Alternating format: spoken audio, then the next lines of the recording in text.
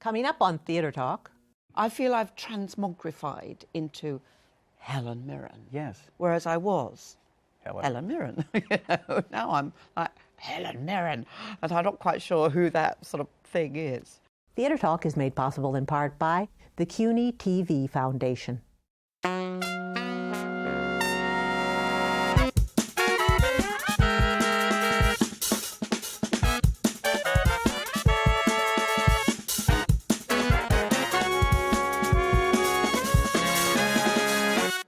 At least you had the benefit of a formal education. You know I wasn't that lucky. You were at home with a tutor? Yes, that's right, yes. I'm curious, was that because you were female? Oh, you're ahead of me, Prime Minister. I was banking on the fact that I still am. From New York City, this is Theatre Talk. I'm Susan Haskins. And I'm Michael Riedel of the New York Post. Now, Susan, I have been an enormous fan of Helen Mirren since I saw a wonderful movie called The Long Good Friday. Oh, that's a with great Bob movie. Hoskins. Yes. And I must confess to having developed a little crush back then, which has just gotten... Sue, we'll quickly disabuse you of that. Thank you very much. That crush has just gotten bigger than everything I have seen her do. I thought she was wonderful in Dance of Death. Several years ago now, she was on Broadway. And Helen is back on Broadway giving a terrific performance in The Audience, Peter Morgan's play about Queen Elizabeth II and her relationship with all the prime ministers who have served under her reign. Welcome back to Theatre Talk, Helen. Thank you very much. Of course, you're well known for playing Queen Elizabeth in the movie, The Queen, written by Peter Morgan. And I think I've heard you say before when Peter called you, he said, guess what, I've got this play. You were like, no, please. It was an email, actually. I emailed back a two-word email, you bastard. Because I kind of knew. Anyway, here we are. And here I am on Broadway. And I'm very happy to be here. And it's great to be here. And I'm loving every minute. But I was slightly dragged, screaming and kicking to this one. Back into it, yeah. Yeah. Now, it's been a while since you've been on Broadway, though, New York. I think it's been since Dance Yes, of Death, right? since Dance of Death. And yes, what kept you away? I mean, I would... Well, other things. It's theatre, as you know, takes up quite a big chunk of your life. You have to give away at least 6 months of your life to doing any one play. And, that's quite a big chunk. And I did do plays, but they happened to be at the National Theatre in London instead of in here. I would have loved to have brought, we were talking about Morning Becomes Electra. Yes, which show? A show I did in that era, in that time, at the National Theatre. And I very much wanted to bring that to New York. But, it's a 4 3/4 hour long play. Yes, that's hard to pull off. It's hard. I wanted to do it as 3 plays, because he actually wrote it as 3 plays. Yes, right. And I wanted to do it as 3 plays on 3 different nights. And then that would really encourage, and maybe sell the tickets, have a sort of bargain price if you came to see all 3. Yeah. Oh, that's too bad. I mean, but Helen Mirren in just about anything now we know is going to sell pretty well. Well, so I would not imagine you'd necessarily. have I mean, I think the material always has to be good. It all starts with the play and the material. Yes, there are certain sort of big stars who can just... It's what Arthur Miller used to call the theatre of public appearance, which is basically... it doesn't matter what the material is. If it's got a pop star in it or then it'll be packed. And the minute they're out of it, the audience will be gone. Yeah, we used to call them star vehicles. Yes, yes, but it's more than that. It's as Mr. Miller said, the theatre of public appearance is just to see this incredibly famous person in real life.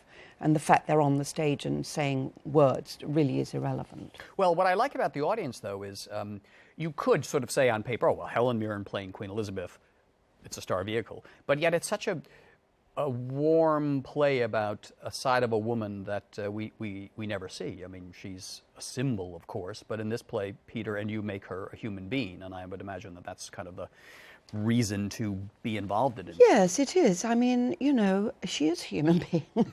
Right. And she is a human being who's lived a totally alien and strange life that none of us can possibly grasp or understand. But she is, underneath all that, the same as you and I. I read an interview you did with John Halpern, Yes. Vanity Fair, and you made the point that Queen Elizabeth had never drawn her own bath.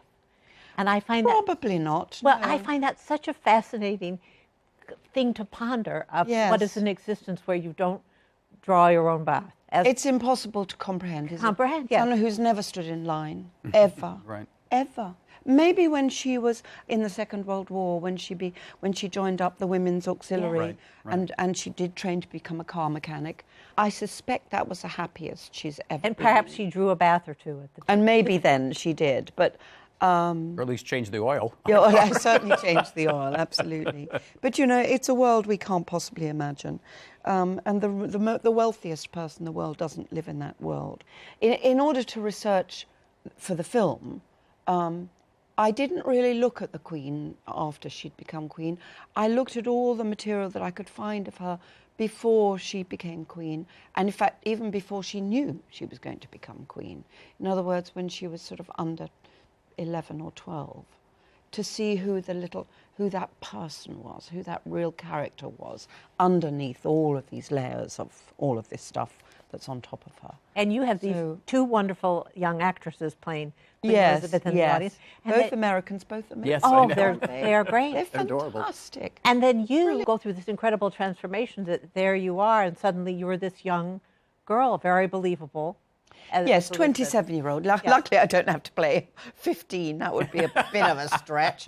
That's a wonderful thing about theatre, isn't it? That this suspension of disbelief, as they say. I guess the same thing happens in the cinema, but you know, you can sort of do things in the theatre, and as long as you do them with elegance and authenticity, the audience will go along with you. Sort of a technical question, but when you become younger, is there something that you do physically with yourself? Yes, I stand up straighter, although she's always straight, but I try and really stand up straight. I change my voice. All of our voices have changed, but the Queen's voice in particular has changed quite a lot. She had a terribly, incredibly a sort of posh accent when she was very young.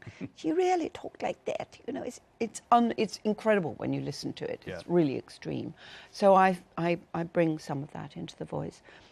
And then and all through the play, but especially when she's young, you know, I always remember she's a countrywoman, and she walks like a countrywoman. She walks like a horsewoman. She almost walks like a cowboy, actually. You know, she sort of walks like this, you know. So I try to bring that physicality in. And I love the relationship between the Queen in this interpretation and Harold Wilson. Yes, And- yes, and much of what's in the play is true. He was her favourite, and she did invite him to, well, ask him to invite her to dinner at Downing Street, and the only other person who'd ever had that asked of them was Churchill. Was Churchill. And will you describe him? You know, he's a Labour Prime Yes. Minister. Yeah, He's that's- left-wing. He's sort of quite left-wing. He was an important Prime Minister in British history, that sort of very awkward 60s era. And he was good in some ways, he was bad in other ways. But he was very much, and his whole thing, and which is also true, we have in the play, but he would always have this pipe, and he was always filling his pipe and puffing on it, and, you know, being very sort of homely. Can you say that in America? Homely is ugly. Homely is ugly, yeah. Yes, Sort it's of not word. in England. It's Right. kind of Homey. Homey. homey. Homey, yes. Very homey. Right, Yes. right. Homey, I thought, were gangs, aren't they, homies? Those are your pals from the neighborhood. Yes. I'm confused. But why was she comfortable? Why was she more comfortable I with think him because than he the was others? funny. Yeah. And it is true. And you see her, she's very comfortable with working class people. She's comfortable with very working class people or very, very posh people.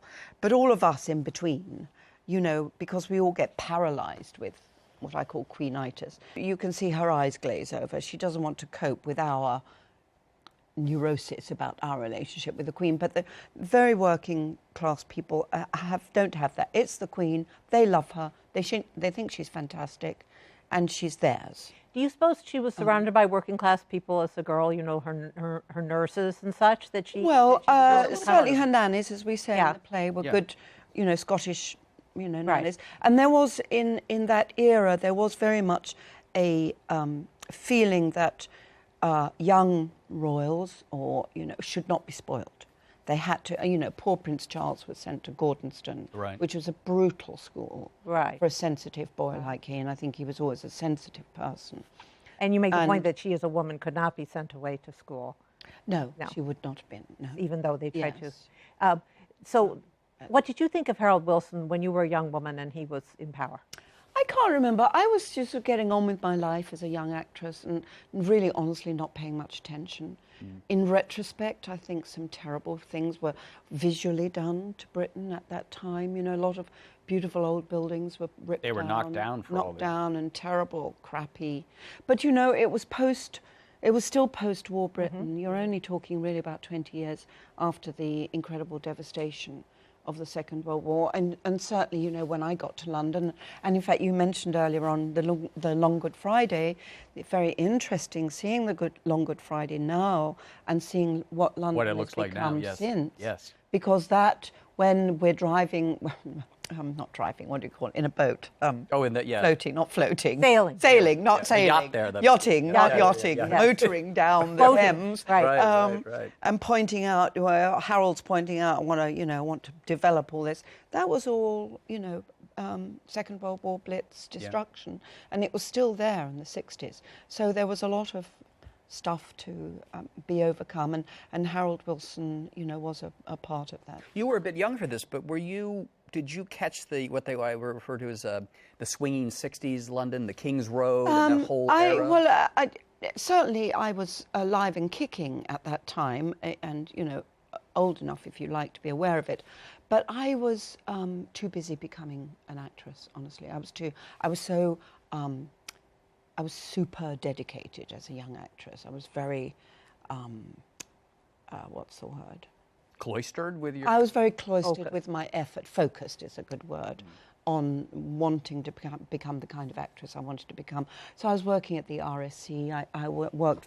I entered into the Royal Shakespeare Company very young, and then spent my first 5 years of my career, which was basically that era. I was fascinated to be reminded that you worked with Peter Brook Yeah. on the Conference of the Birds, I did. touring the world. Could Well, you say a little bit about that experience? Because that was a very mostly- 60s, what I perceived. Yes, it was. Instead of going being up in the Yeah, King's but I Road, perceived it as very 60s I chose aesthetic. to go with Peter Brook. Could you tell us a little about that, what it meant to you? Travel around Africa. And it was a approach. communal experience, was it not? Well, all theatre is communal. Yes, All but I mean that you theatre's were living ensemble. together in this kind of Yes, we were. tribe. Yes. Not a tribe. We were mixed race, completely mixed race, mixed culture.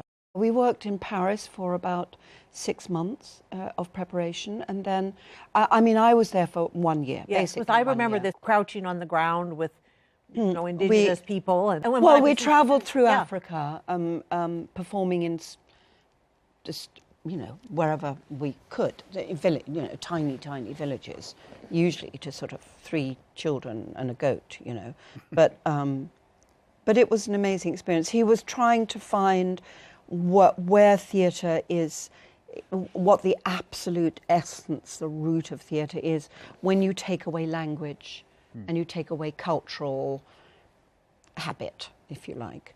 Did that change your work in any way as a serious young actress of the Royal Shakespeare Company? I think it was a phase I needed to go through, and I went through it and I came out the other side.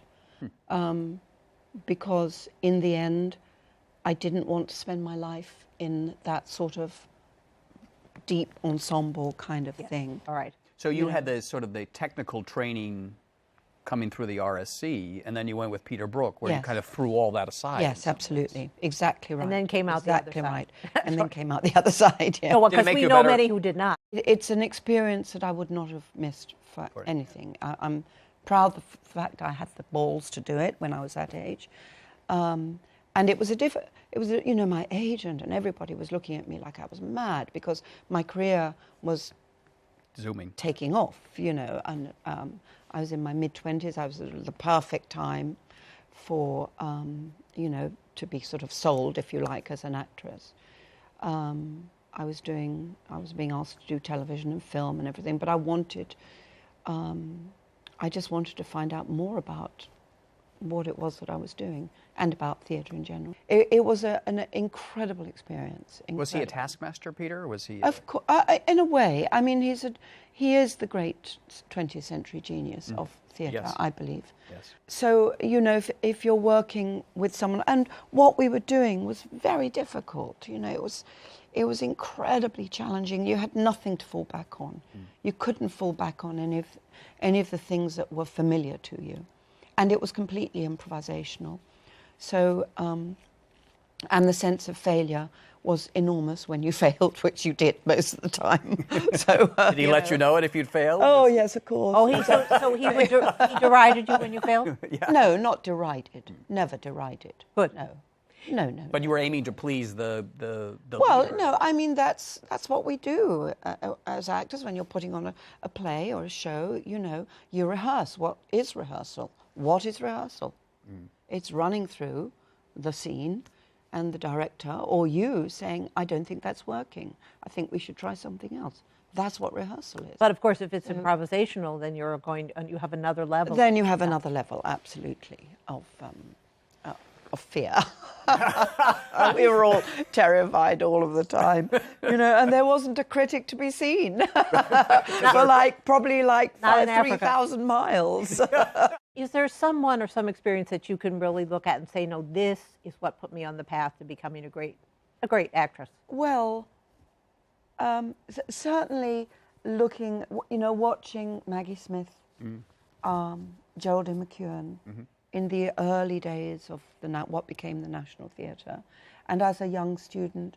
I mean, I wanted to be an actress actually very early on, but As a kid, growing up, you wanted. yeah, teens, I would say sort of 13, that sort of age. The penny started dropping that was what I wanted. Because That was what I loved doing. and you were doing it in school. I was in school, and then I went to a teachers' training college. I didn't go to a drama school. You didn't go to drama school. No, that was a financial thing. I couldn't. There was no money for me to go to drama school, so I had to train as a teacher. But I don't regret that at all. Incidentally. Well, how did you move from your teacher Well, training there was a into- wonderful organisation called the Youth Theatre in England, the National Youth Theatre, and they would take kids from economically, you know, more difficult backgrounds. In other words, who couldn't afford to go to drama school, Right. or any of that stuff. Right. And they would put on shows in the summertime. So as long as you could sort of find somewhere, somebody's couch to sleep on, you could. And as long as you had to audition and be accepted, you would become a part of the production, and they would put it on. And a lot of quite well-known, very well-known British actors that you might have heard of also came through the Really? youth theatre. Your parents were Russian immigrants, correct? But No, just my father. just your father, but he was artistically inclined, was he? Well, he was musically Yes, inclined. yes. I sadly absolutely didn't inherit that wonderful trait from him. Well, but don't you he was think- musically inclined. You don't think there's a link between your acting ability? No, honestly, I think if my acting thing comes from anywhere, it comes not from my Russian aristocratic father, but from my London working class mum. And I think if it comes from anywhere, it comes from her. Well, she was a fun, larger than life personality. Fun, but yes, she was if there was a drama queen in our family, it was my mum. Yes, I'm not a drama queen. I But want to pull it back to the Queen. We only have a few minutes left, but you mentioned something that I found amusing. Queen, we're stricken by Queen-itis Yes. when we meet her. I've talked to people, and I know you've met her, and even people say, "Well, you know, I'm a Republican. I'm not going to bow." Suddenly, in the presence, oh, in the presence, people I just, know they do. Is They this what fall happens? apart. Absolutely, you do, and you find yourself saying, you know, these ridiculous phrases coming out of your voice, out of your mouth, going, "Why am I saying that? I never say that." And what is it? Because she represents so much of who you're. Well, what your first of all, identity it's the setup. You know, you're usually in a line. Yeah. You know, or if you're not in a line, you're in a cocktail party, and oh, you know, the Queen's, and that one of the functionaries will come over and say, "The Queen will be coming over in a few minutes to say hello." You know, oh, okay, thank you. So it's the setup. You know, now the Queen's coming. When is she coming? Oh, no, sorry, excuse me. Here she comes. You know, and then by the time she arrives, and there it is, and it's the Queen, and she's very twinkly and very lovely, and you just fall apart. I don't know what happens, but it happens to me. There was a wonderful shot of you on Instagram, now quite a famous shot of you riding the subway by yourself. Were you going to a rehearsal or something like that? Yes, I had a little gap in rehearsal, so I thought I'd pop home and back, yeah. I'm dying for you to get the Queen to go on the tube with you. Could that ever possibly happen? Or No, you know that could never happen, Michael. No, Why are you even asking? You know that's impossible. When you finish the run of the Queen, what is... you going back to England? Do you have another plays lined up? Or No, I don't know what I'm doing, actually. I don't know Really? what I'm doing. It'll be enough. I'll want a break, and hopefully I'll have a break. So, it's quite a long time. In my world, you don't really know what you're doing until, 2 months before you have to do it. But, no, I've no idea. Are there a couple of roles, though, you'd like to tackle in the theatre? I would have loved to have done Madame Ranevska in the Cherry Orchard. I would love to have done that at some point, and maybe... Still could. Possible? It's getting a bit dodgy now, but yeah, I guess it's sort of possible. How about Martha and Who's Afraid of Virginia Woolf? Did you ever Oh, have that? gosh, what a great role. Do you know what? I think it was done so brilliantly by Elizabeth Taylor, and it's on film. I don't think... I wouldn't want to mess with that one. There was something, wasn't it amazing? I think that is an excellent with point. Richard Burton, and also oh my God, that's hard work, that role. I take it off. I take my hat off to anyone who does that play and that role. A Long Day's Journey into Night? Well, I don't think the mother in Long Day's Journey is such a great role, really. Really? She Why? comes- Well, she's twittering around and all on heroin and everything, and I think she's a bit boring, actually. Did you see Vanessa Redgrave do it with Brian Dennehy in New York? No, I can imagine her. Well, she was twitching around. Yeah. She was quite remarkable. I have to ask you, do you are so confident you are having this career, which is, going very well. Do you ever have anxiety about, am I going to get another good role? I mean, do you have the actors, do you have the fears that It's all going to actors dry up have tomorrow? Yes, of course. Yeah, of course. Mind you, I'm getting to be a point at which an age where the drying up thing is going to happen anyway. For roles. It's. I feel. That's okay. Maybe you have to hand it off to the next generation. You have to. It's what happens. And it's my great pleasure and excitement to watch these brilliant young actresses, not so young, but some of them young, some of them, these brilliant actresses appear. But that's an aging issue. And what I'm more looking for is that how do you sort of, you work with yourself each day going, oh my God, I'm Helen Mirren. Is that still going on? Not that I understand getting older, but that's a different... No, the sort of transmogrification, to use Calvin's word, or is it Hobbes? It's Calvin, isn't it? Calvin, I think. Calvin is the boy. Yes. He's the one who transmogrifies. I feel I've transmogrified into Helen Mirren. Yes. Whereas I was Helen Mirren. Now I'm like Helen Mirren, and I'm not quite sure who that sort of thing is. I got the sense from you, just seeing you act over the years and seeing you, I once saw you collecting your bags at the airport, that somehow you have managed to avoid the superstar thing that can happen that disconnects people from real life. Yes. I mean, I've lived my life the way I want to live my life. Mm-hmm. And I have refused to let anything get in the way of that, if you like. So I like going to the supermarket. I would be miserable if I couldn't go to the supermarket. I'd be miserable if I couldn't travel on the subway. Mm-hmm. So I travel on the subway. And, and people are great. Mm-hmm. And it's fine. And you draw your bath. I think people get themselves into a bit of a tizzy about how horrible it's all going to be. Mm-hmm. Mind you, I think it's for people who are on TV shows, because that it is difficult. But even with them, I was thinking, just go out and be in the world. I always thought if I was like that famous, I'd have a T-shirt made saying, yes, I am, whoever it is, but please leave me alone. And then, or please let me get on with my life. And then when people come up, we just say... So do you do that? No, I don't, because I don't need to. But, I'm talking about people who do need to. We had this wonderful actor, Brian Dennehy, on. Yeah. And he made the point to us that, well, he was talking about being on television, but still, he said, they treat you like you're 3 years old. The car will pick you up. Would you like Yes, a meat they do. quesadilla or a vegetarian Yes. quesadilla? And that's very corrupting. Yes, it is. You have to avoid that. So how do you avoid that? By saying I don't want anything.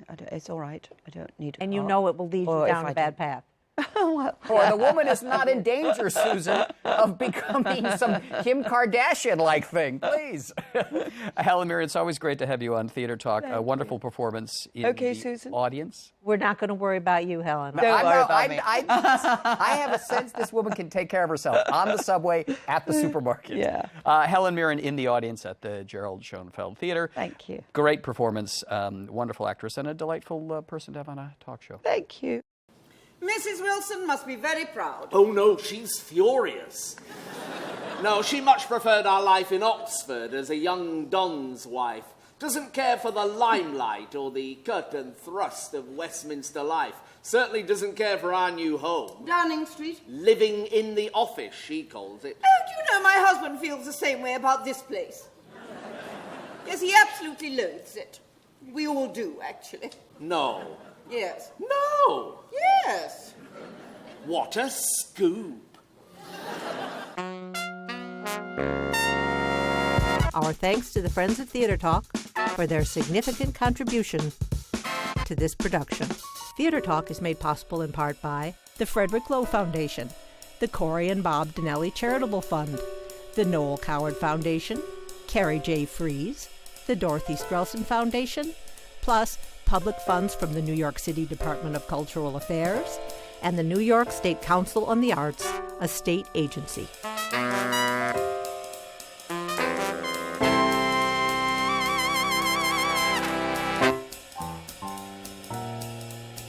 We welcome your questions or comments for Theater Talk.